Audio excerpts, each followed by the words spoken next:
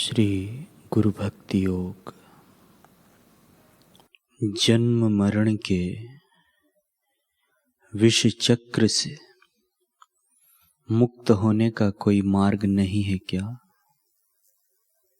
सुख दुख, हर्ष शोक, लाभ हानि, मान अपमान की थप्पड़ों से बचने का कोई उपाय नहीं है क्या? है, अवश्य है। हे प्रिय आत्मन, नाशवान पदार्थों से अपना मन वापस लाकर सद्गुरु के चरण कमलों में लगाओ। गुरु भक्ति योग का आश्रय लो। गुरु सेवा ऐसा अमोघ साधन है जिससे वर्तमान जीवन आनंदमय बनता है और शाश्वत सुख के द्वार खुलते हैं।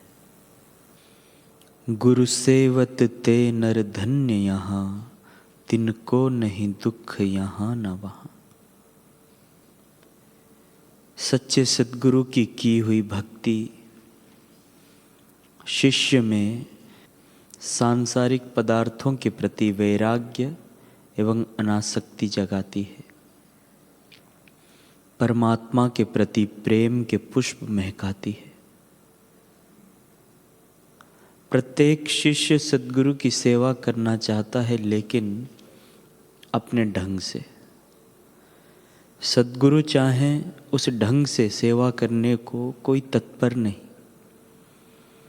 जो विरला साधक गुरु चाहें उस ढंग से सेवा कर सकता है, उसे कोई कमी नहीं रहती।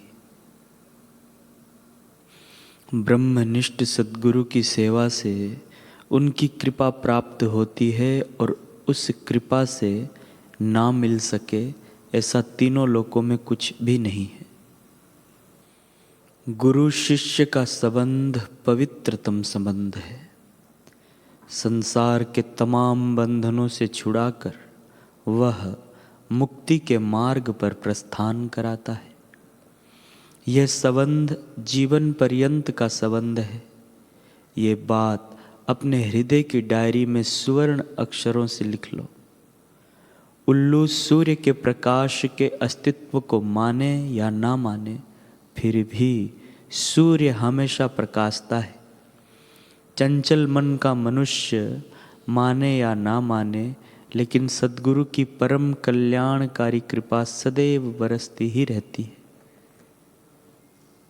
सद्गुरु की चरण रज में स्नान किए बिना, केवल कठिन तपश्चर्या करने से या वेदों का अध्ययन करने से वेदांत का रहस्य प्रकट नहीं होता।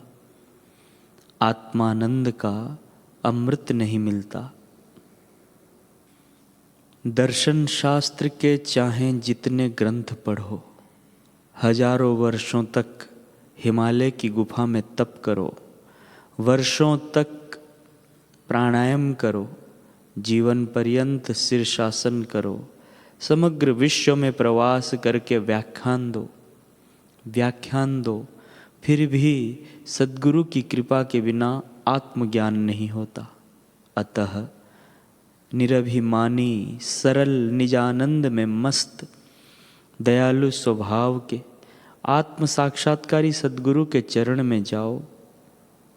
जीवन को धन्य बनाओ। सद्गुरु की सेवा किए बिना शास्त्रों का अध्ययन करना मुमुक्षु साधक के लिए समय बर्बाद करने के बराबर है। जिसको सद्गुरु प्राप्त हुए हैं, ऐसे शिष्य के लिए इस विश्व में कुछ भी अप्राप्य नहीं। सद्गुरु शिष्य को मिली हुई परमात्मा की अमूल्य भेंट है। अरे नहीं, वे तो शिष्य के समक्ष साकार रूप में प्रकट हुए परमात्मा स्वयं है। सद्गुरु के साथ एक क्षण किया हुआ सत्संग लाखों वर्षों के तप से अनंत गुना श्रेष्ठ है। आँख के निमेष मात्र में सद्गुरु की अमृत वर्षी दृष्टि शिष्य के जन्म जन्म के पापों को जला सकती है। सद्गुरु जैसा प्रेम पूर्ण, कृपालु, हित चिंतक विश्व भर में दूसरा कोई भी नहीं है। बाढ़ के समय यात्री यदि तूफानी नदी को बिना नाव के पार कर सके, तो साधक भी बिना सद्गुरु के अपने जीवन के आखिरी लक्ष्य को सिद्ध कर सकता है। यानी ये दोनों ही बातें असंभव है। अतः प्यारे साधक, मनमुखी साधना की जिद करना छोड़ दो, गुरुमुखी साधना करने में ही सार है। सद्गुरु के चरण कमलों का आश्रय लेने से जिस आनंद का अनुभव होता है, उसके आगे त्रिलोकी का साम्राज्य तुच्छ है। आत्म साक्षात्कार के मार्ग में सबसे महान शत्रु अहम भाव का नाश करने के लिए सद्गुरु की आज्ञा का पालन अमोघ शस्त्र है। रसोई सीखने के लिए कोई सिखाने वाला चाहिए, विज्ञान और गणित सीखने के लिए अध्यापक चाहिए, तो क्या ब्रह्म विद्या सद्गुरु के बिना ही सीख लोगे? सद्गुरु कृपा की संपत्ति जैसा दूसरा कोई खजाना विश्व भर में नहीं है। सद्गुरु की आज्ञा का उल्लंघन करना यह अपनी ही कब्र खोदने के बराबर है।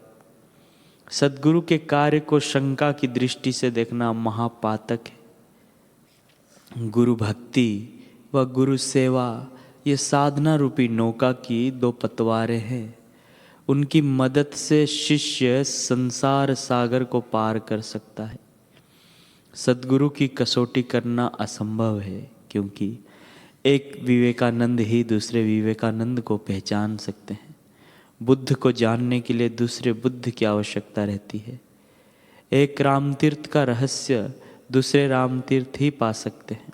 अतः सद्गुरु की कसौटी करने की चेष्टा छोड़कर उनको परिपूर्ण पर ब्रह्म परमात्मा मानो, तभी आपके जीवन में वास्तविक लाभ होगा। गुरु भक्ति योग का आश्रय लेकर आप अपनी खोई हुई दिव्यता को पुनः प्राप्त करो। सुख दुख जन्म मृत्यु आदि सब द्वंद्वों से पार हो जाओ। गुरु भक्ति योग माने गुरु की सेवा के द्वारा मन और उसके विकारों पर नियंत्रण एवं पुनः संस्करण। शिष्य अपने गुरु के चरण कमल में साष्टांग प्रणाम करता है, उन पर श्रेष्ठ फूलों की वर्षा करके उनकी स्तुति करता है।